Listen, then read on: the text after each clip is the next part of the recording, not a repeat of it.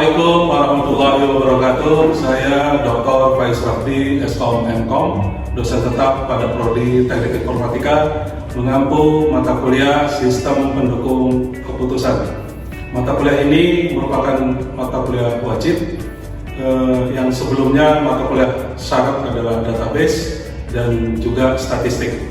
Mata kuliah ini menjadi penting bagi kita semua karena dalam kehidupan sehari-hari kita tidak lepas dalam proses pengambilan keputusan, membeli HP, membeli rumah, membeli barang, bahkan membeli jodoh tidak lepas dari pengambilan keputusan.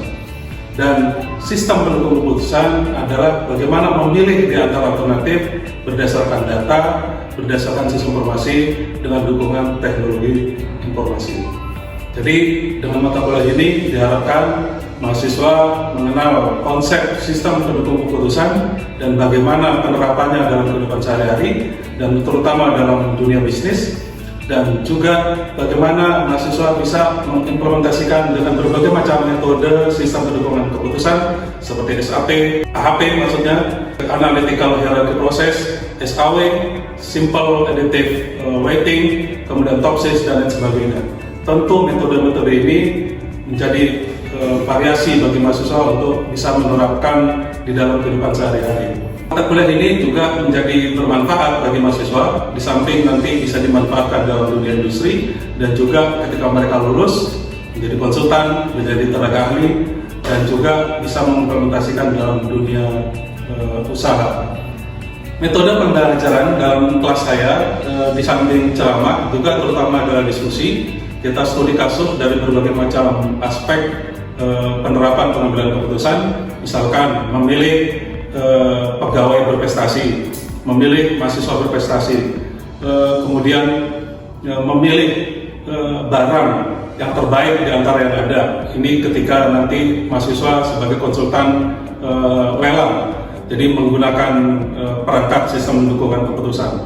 Dan juga bisa juga nanti di samping studi kasus juga simulasi dengan menggunakan perangkat tool yang ada, baik itu software SPSS atau mungkin nanti pakai Google Colab dan sebagainya. Dan ini merupakan salah satu metode yang nanti akan kita terapkan di dalam mata kuliah sistem pendukung keputusan. Baik, terima kasih. Assalamualaikum warahmatullahi wabarakatuh. Waalaikumsalam warahmatullahi wabarakatuh. Hari ini kita ketemu di mata kuliah sistem pendukung keputusan. Kita bicarakan konsep dan kerangka sistem informasi. Sebelum ke sana, kita lihat dulu bahwa mata kuliah ini ada di Prodi Teknik Informatika dengan 3 SKS, kemudian lulus semester 6 dan mata kuliah prasyarat basis data. Kenapa mata kuliah prasyarat basis data? Karena ini sangat terkait dengan basis data dan sangat terkait dengan statistik. Ketika kita mengambil keputusan tanpa data, maka akan ambigu, maka akan menjadi problem di dalam pengambilan keputusan. Begitupun statistik itu adalah penunjang di dalam pengambilan keputusan. Nanti saya berikan beberapa ilustrasi penting. Sebagai contoh, pertanyaan dasar di tengah-tengah kita yang sehari-hari kita temui, ketika kita beli HP, banyak merek, banyak branding, banyak harga, pasti kita memilih satu pilihan. Hakikatnya memilih pilihan itu adalah pengambilan keputusan. Jadi memilih apapun itu adalah pengambilan keputusan. Membeli rumah juga begitu. Berdasarkan tipe, berdasarkan harga, berdasarkan tempat, kemudian kita memilih satu tipe rumah, hakikatnya adalah pengambilan keputusan. Begitupun dalam industri, perguruan tinggi, menerima pegawai, menerima dosen, ketika memilih dari sekian calon, itu adalah pengambilan keputusan. Jadi semua di dalam kehidupan sehari-hari itu pasti ada proses pengambilan keputusan. Nah, apa yang ingin dicapai dari mata kuliah ini? Hakikatnya yang pertama adalah kita dan mahasiswa khususnya memahami konsep dasar SPK. Pengambilan keputusan dikaitkan dengan sistem. Kalau bicara sistem itu berarti bicara ada dukungan data. Ada data berarti ada dukungan sistem informasi. Dalam hal ini adalah IT. Kemudian menganalisis permasalahan keputusan sampai terstruktur. Bagaimana mengimplementasikan metode sistem pendukung keputusan yang kita kenal ada AHP, analytical hierarchy process, ada SKW, simple additive weighting, ada topsis dan lain-lain. Kemudian bagaimana merancang dan membangun sistem SPK berbasis data, dan terakhir tentu diharapkan mahasiswa bisa mengevaluasi, memvalidasi hasil keputusan berbasis sistem. Nah, pertemuan awal ini kita observasi dulu terkait bagaimana kerangka sistem pendukung keputusan di dalam satu sistem informasi. Jadi kalau kita lihat manfaatnya apa, kita belajar ini. Pertama, manfaat akademik, kita tahu konsep SPK di dalam pengambilan keputusan. Kita bisa menguasai berbagai macam metode. Seperti halnya tadi ya, metode memilih itu kan ternyata banyak. Ada SKW, ada AHP, ada topsis. Sama ketika kita memilih jodoh itu ada metode. Metodenya apa yang dipakai? Kriterianya apa yang dipakai? Kalau Al-Quran misalkan menggunakan 4 kriteria berdasarkan keturunan, berdasarkan agama, berdasarkan harta, berdasarkan apa lagi? Kecantikan, itu kriteria. Dan kriteria itu ada metodenya di skor. Oh, agama skornya sekian, nanti dihitung. Oh, nanti akan ketemu kemudian pengambilan keputusan yang terbaik. Jadi itu satu metode. Ada metode lagi yang lain, dan itulah yang akan kita pelajari secara akademik. Manfaat praktis tentu diharapkan ketika nanti Anda lulus, Anda bisa menerapkan ini di dalam industri. Bahkan untuk kepentingan individu juga Anda bisa terapkan. Saya sebagai contoh, ketika saya diminta sebagai anggota tim seleksi KPU DKI, saya membuat satu ilustrasi hitungan-hitungan pengambilan keputusan hanya dengan Excel. Nanti akan muncul scoringnya berdasarkan pengalaman, berdasarkan kesehatan, berdasarkan psikologi, akan muncul scoring secara otomatis, sehingga dengan kata lain akan menghindari subjektivitas. Jadi dengan pengalaman itu dimanapun, entah Anda akan jadi tim seleksi KPU, atau mungkin Anda jadi konsultan, atau Anda jadi berperan untuk kehidupan rumah tangga, punya toko, ini akan bermanfaat secara praktis. Manfaat profesional tentu meningkatkan kompetensi di dunia kerja, meningkatkan menjadi model penting bagi profesi. Kemudian juga itu bisa menggunakan atau berbasis data dan teknologi. Manfaat dalam dunia industri jelas, tadi saya sudah singgung, digunakan di berbagai sektor ya, baik itu rumah sakit, pendidikan, semua aspek pada akhirnya akan menggunakan sistem penentuan keputusan. Nah, apa itu sistem? Supaya kita bisa lihat kerangka sistem penentuan keputusan dengan sistem. Kita mungkin pernah dengar sistem pencernaan, kita pernah dengar sistem tubuh manusia, kita pernah dengar sistem pernapasan, kita pernah dengar sistem akademik. Jadi sistem, kalau di contoh tadi sistem pencernaan, pasti ada alur, ada proses. Maka kata kuncinya alur, kata kunci kedua proses, kata kunci ketiga apa? Ada hubungan antar elemen. Elemen-elemen itu saling terintegrasi. Dan kalau kita cermati, mulut itu sebagai alat input, anus sebagai alat output. Artinya sistem itu pasti ada input, ada proses, ada output. Maka kalau kita bicara sistem apapun, ketika nanti Anda juga aktif di kegiatan mahasiswa atau di luar itu, bicara sistem, ada input, ada proses, ada output. Kalau outputnya problem, penyakit, maka berarti ada kesalahan sistem. Seorang dokter ketika saya punya anak kecil periksa ke dokter, pencernaannya terganggu, dia akan lihat outputnya. Oh, ini mencret-mencret, maka yang dilihat tenggorokan. Oh, ini ada radang, Pak tolong diobatin ini. Jadi gangguan itu pasti akan dilihat dulu. Tak mungkin seorang dokter sudah tahu penyebabnya pencernaan yang diobatin pernapasan. Nah, itu jaka sembung naik ojek, nggak nyambung cek, gitu ya. Jadi pasti akan dilihat alur sistemnya, gitu. Jadi secara sederhana, sistem itu ilustrasinya adalah ada input, ada proses, ada output, ada tujuan. Tujuannya apa? Ya tujuannya kalau pencernaan, supaya pencernaannya lancar, Anda bisa sehat, tubuh kuat. Kalau sistem akademik ya berarti maka outputnya tujuannya ketertiban administrasi, ketertiban akademik. Ini banyak berbagai macam definisi dari para ahli terkait dengan sistem dukungan keputusan. Nah, di dalam kehidupan sehari-hari, saya ambil contoh sistem akademik. Nah, ada pengambilan keputusan. Tadi contoh bagaimana menetapkan mahasiswa paling berprestasi. Kalau untuk perbankan begitu, mana yang paling tepat untuk bisa menginvestasi keuangan, ini cocok apa tidak? Yang sekarang ini mainan sekarang ini saham online. Nah, itu bisa digunakan kapan kita menginvestasi lewat saham online. Itu kan dukungan keputusan, itu perbankan. Mana yang kapan saya harus investasi, kapan saya tidak harus investasi. Nah, itu contoh. Sistem lalu lintas juga begitu. Jadi ada input, ada proses, ada output. Dan ini banyak di dalam kehidupan sehari-hari.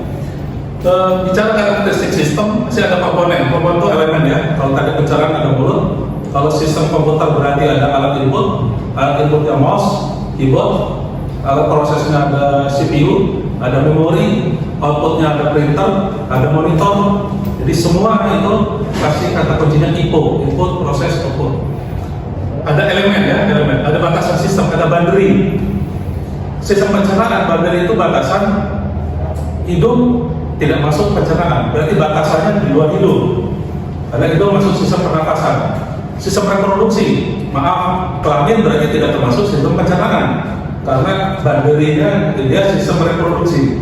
Gitu. Jadi batasan itu adalah yang melingkupi terkait dengan kegiatan sistem tersebut. Kalau sistem akademik ya berarti boundary-nya ya hanya terkait akademik. Di luar itu tidak termasuk. Sistem keuangan yang melingkup, jadi batasan itu. Kalau sistem pemerintahan camat, ya boundary-nya hanya kecamatan. Jadi kemudian lingkungan itu lingkungan luar. Sistem pencernaan lingkungan luarnya sistem pernapasan, sistem penglihatan, sistem penciuman, sistem pendengaran. Masukkan tadi input sudah, proses sudah, dan seterusnya. Nah, sekarang apa itu sistem informasi? Jadi ada kata sistem gabungan informasi, maka di sini ada unsur data. Suatu sistem mengintegrasikan manusia, people, orang. Sistem informasi itu ada orang. Dan kita ini ada keterlibatan kita, ada proses, ada prosedur, alur. Sistem akademik berarti ada prosedur akademik. Kemudian ada data. Ya, ada data mahasiswa, data dosen, data mata kuliah, ada teknologi, hardware, software, jaringan, dan kemudian ada tempat pengolahan dan penyimpanan. Jadi kalau bicara sistem informasi itu ya ada data, ada teknologi, ada orang. Yang ini semuanya untuk mencapai pengambilan keputusan. Jadi apa itu komponen sistem informasi berbasis komputer? Ya, komponennya ada hardware. Sistem dukungan keputusan itu tidak mungkin terjadi tanpa ada hardware, tanpa ada job role, tanpa ada pengendalian, tanpa ada software, tanpa ada dokumen training. Nah, ini gambaran singkatnya ya. Komponen sistem informasi itu ada orang mengoperasikan menggunakan. Contoh mahasiswa, dosen, admin. Ada hardware, perangkat fisik, contohnya komputer, server, printer. Ada software, program yang menjalankan sistem. Contohnya sistem akademik, ERP, Windows, data, bahan baku informasi, ada data mahasiswa, nilai transaksi, ada prosedur, aturan tata kerja, contohnya SOP, pengisian KRS, network, menghubungkan perangkat, internet, LAN, WiFi. Substansi komponen itu adalah tanpa komponen maka tidak bisa. Contoh yang manusia, sistem itu komponen manusia itu apa? Ya, fisik. Tanpa salah satunya nggak ada, maka bukan komponen. Tidak bisa disebut sebagai komponen. Komponen laptop itu ya ada hardware dan software. Tanpa itu mereka bukan menjadi komponen. Jadi itulah komponen. Apa perbedaan data flow, processing? Data itu, ini data-data tradisional itu dalam tabel. Data mahasiswa ada name, ada alamat, ada prodi, ada nama mahasiswa. Data dosen, ada nama dosen, ada umur, atau mungkin di prodinya di mana, ada mata kuliah yang diambil. Ini alur. Ini gambaran umum perbedaan data flow ini adalah ini ya, data flow, alur mulai dari akun number, kemudian divalidasi, kemudian di valid akun, transaksi sampai terakhir. Ini processing logic yang kita tuangkan di dalam coding. Tetapi dalam era sekarang AI ini sudah tidak terlalu banyak digunakan. Sekarang kita kenal dengan apa yang disebut dengan big data. Big data itu datanya tidak lagi data tradisional seperti tabel-tabel tadi. Big data itu semua aktivitas apapun terkait 5V, volume data yang sangat besar, miliaran transaksi e-commerce, Anda pakai GoPay, Gojek, Grab, semua transaksi termasuk percakapan kita di media sosial, itu hakikatnya data yang terekam. Velocity, data yang dihasilkan sangat cepat, contohnya data media sosial. Jadi media sosial itu kita transaksi, kita posting, kita contoh ya, kita mau kalau dulu kan diajarkan agama sebelum makan baca doa, setelah makan baca doa. Sekarang sebelum makan foto, setelah makan foto, posting di mana. Apa yang kita foto itu jadi data. Fotonya ada di mana jadi data, postingannya di mana jadi data. Data itu terekam. Oh ini jualannya ada di mana, harganya berapa, ada traffic. Anda hadir di warung tersebut itu ada traffic, ada deteksi lokasi. Makanya ini yang banyak digunakan oleh penyedia-penyedia internet itu jualan. Oh ini ternyata di restoran tersebut yang hadir itu sekian ratus orang, sekian ribu orang, itu dijual. Ada variety, beragam jenis dan format data, teks, gambar, video, audio, sensor. Kalau data tradisional hanya teks, number. Sekarang ini hadir di sini, kalau di videoin, ini jadi data, jadi gambar, video. Kita nggak bisa bayangkan dulu saya kuliah itu tidak termasuk data. Data itu hanya teks dan gambar. Tapi sekarang ini jadi data, diolah lagi, bisa jadi AI. Veracity, kualitas, keakuratan. Nah, jadi ada 5 aspek V ya, data yang besar, data yang dihasilkan secara cepat, terutama di media sosial dan setiap detik hari ini akan ada terus. Variety, berbagai jenis data. Veracity, tadi data duplikat. Value, nilainya bisa memprediksi. Contoh Google Map bisa memprediksi kapan jalur tercepat, kapan jalur lambat. Jadi kalau Anda pakai Google Map itu kan langsung diarahkan jalur tercepat. Jadi saya berulang kali menyampaikan, cara berpikir orang itu memilih jalur itu adalah tercepat atau terdekat. Pasti tercepat, meskipun muter. Percuma dekat, tapi lambat. Itu cara berpikir orang. Dan itulah AI, kecerdasan buatan Google Map itu bisa memprediksi berdasarkan kelakuan orang, kebiasaan orang. Kebiasaan orang itu tercepat, bukan terdekat. Nah ini, jadi 5V inilah jadi big data kita. Nah ini teknologinya banyak, ada Apase, ada Apase Kafka, ada NoSQL. Kemudian dari mana big data itu? Dari media sosial, dari e-commerce, dari internet, CCTV, video, bahkan sekarang dari jam aja dulu harganya jutaan, sekarang bisa murah 300.000. Kemudian ada GPS, lokasi, ini jadi data. Jadi semua dimanapun terkoneksi internet itu jadi data. Dan ini jadi sumber pengambilan keputusan. Kalau dulu pengambilan keputusan sumbernya hanya data-data tradisional, maka sekarang pengambilan keputusan sumbernya dari big data. Nah, saya ingin menyampaikan ilustrasi posisi apa nih di satu sistem di dalam satu sistem informasi. Kalau nanti mahasiswa bikin skripsi, ini adalah produk yang jadi skripsi Anda. Secara sederhana, saya sampaikan TPS, Transaction Processing System, jadi bikin aplikasi jualan, kasir. Nah, contoh sederhananya itu kasir ya. Jadi Anda pergi ke minimarket, kasir itu adalah TPS. Nah di SS sudah di manajemen, tetapi sistem itu digunakan untuk dukungan keputusan. Kata kuncinya dukungan keputusan, tidak sekadar laporan. Kalau MIS itu hanya sebatas laporan, sistem informasi manajemen, tetapi di SS itu dukungan keputusan. Contoh, berapa air mineral terjual? Maka di sini ada data, ada analisis data. Yang tadi data penjualan air mineral. Oh, ini harus tambah stok. Oh, ini nggak usah tambah stok karena trennya nggak laku. Ini trennya laku. Nah, itu sudah ke sini. Jadi kalau tadi hanya sebatas laporan, kalau ini sudah di dukungan keputusan. Expert system, nah ini sudah menggunakan AI. Jadi sudah menggunakan AI. Analisisnya juga sudah analisis AI. Trennya tren yang sudah dianalisis AI. Kayak tadi contoh deteksi saham, itu udah pakai AI. Deteksi berapa penjualan, berapa pengunjung. Kalau sudah analisisnya pakai big data analitik, kemudian memanfaatkan AI, jadi sudah beda.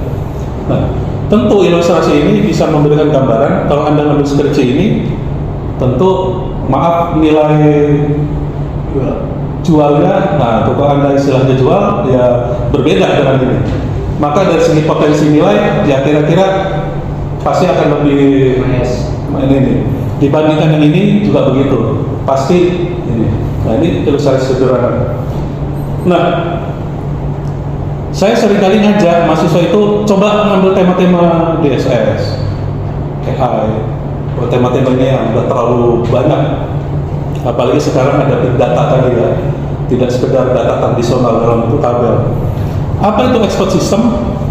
Expert system itu sistem pakar. Jadi sistem berperan sebagai konsultan. Saya satu riset sistem pakar penetapan data waris karena background saya pondok. Jadi kalau mau konsultasi hukum waris nggak usah nanya hakim, nanya sistem. Saya dapat warisan berapa? Oh, Anda nggak dapat karena Anda sebagai pembunuh. Karena di dalam Al-Quran pembunuh itu tidak berhak mendapatkan waris. Oh, saya dapat berapa? Oh, masih ada ibu, ya masih ada orang tua, ya orang tua. Maka Anda nggak dapat. Jadi cucu nggak dapat kalau masih ada anak. Kakek nggak dapat kalau masih ada orang tua. Nah, itu konsultasinya bisa membentuk sistem. Gitu. Jadi ini sudah berperan sebagai AI. Sementara ini komunikasi sebagai alat komunikasi, dan ini sistem otomatisasi kantor.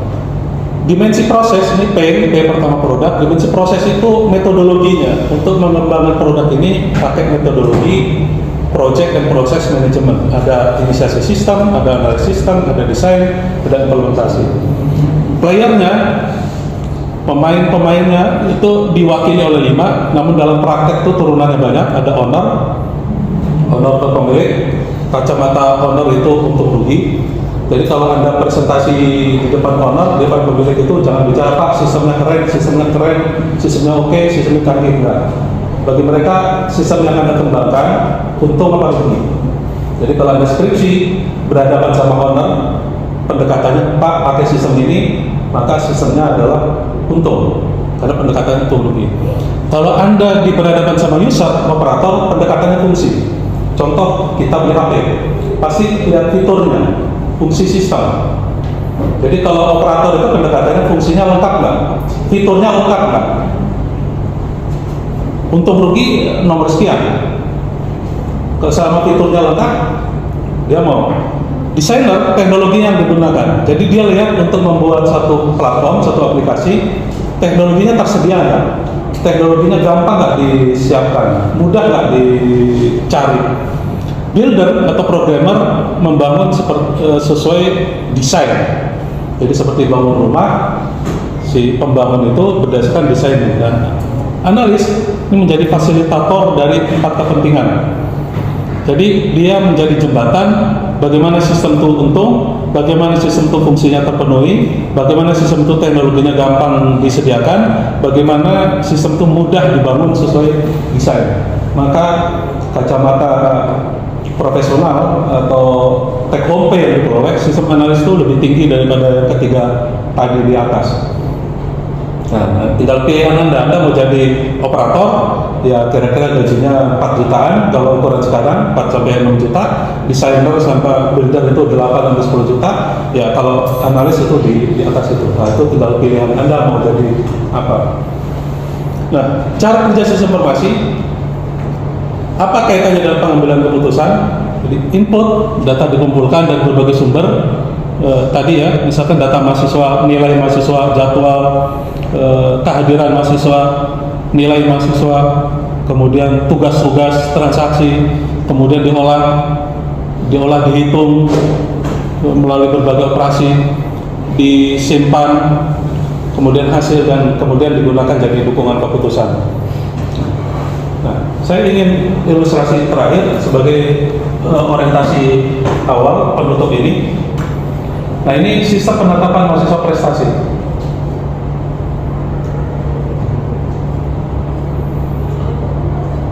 Kriteria prestasi mahasiswa dari kehadiran, prestasi mahasiswa dari kuis misalkan, ini contoh, dari tugas, dari ujian, dari nilai akhir. Nah, kalau kita hitung manual kan subjektif, apalagi dari satu mata kuliah. Sedangkan dari banyak mata kuliah, kan betapa rumitnya kalau kita hitung satu-satu. Tapi dengan ini akan terkoneksi.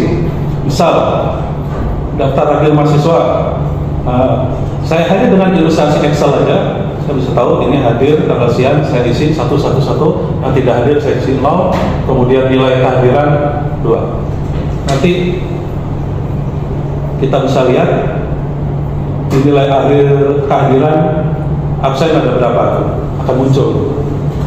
Kuis juga begitu. Ini hanya dengan Excel aja. Jadi kalau kita mau bikin program itu desainnya pakai ini, kan gampang ilustrasinya. Begitupun kemarin saya misal KPU DKI itu ya pakai otak-atiknya pakai Excel. Kuis itu muncul nilai kuisnya, sampai tugas juga gitu, sampai terakhir nilai akhir. Nah, nilai akhir ini adalah gabungan absen, kuis, tugas. Mana yang berprestasi? Nah, yang berprestasi itu yang A. Dan ini saya kasih warna otomatis, dan di Excel bisa. Contoh ya, kalau ini saya kurangi jadi 70, maka dia akan berubah. Warnanya jadi kuning. Dan itu ada fasilitas. Dan ini tinggal kita kriterianya apa ini? Gitu. Jadi memudahkan. Maka ketika jadi tim seleksi KPU DKI itu, saya nggak protes, saya pakai ini. Oh iya, ini transparansi, nilainya oke, dicek nilai kesiapan oke, cek. Tadinya saya mau kasih contoh itu ya, tapi ini karena rahasia makan calon anggota, tentu nggak etis kalau saya tampilkan. Jadi saya tampilkan yang mahasiswa saya yang lama. Jadi akan lebih mudah. Anda bikin kejuaraan apapun seleksi. Wah, ini tinggal tergantung kriterianya. Maka di dalam sistem keputusan, sistem pendukung keputusan itu kan ada kriteria. Kriterianya apa nih? Nah, kriterianya tadi absen, kuis, tugas, UTS, UAS. Kriterianya kalau mau milih jodoh, agama, cantik, keturunan, harta. Kalau beli HP, kriterianya harga, spek, kekuatan. Nah, kan ada kriteria. Dan kriteria-kriteria itu kadang-kala berbenturan. Nah, itulah pentingnya pengambilan keputusan menggunakan sistem ya, berbasis data. Saya kira ini sebagai orientasi awal pertemuan kita singkat ini. Tentu ke depan kita bisa sampaikan lebih jauh lagi teknik-teknik, metode-metode pengambilan keputusan dalam SAO dan AHP yang kita coba bagaimana mengimplementasikan real di lapangan dan bagaimana penerapannya lewat sistem dukungan keputusan berbasis komputer. Saya kira demikian secara singkat, mudah-mudahan terpenuhi. Mohon maaf jika ada kekurangan.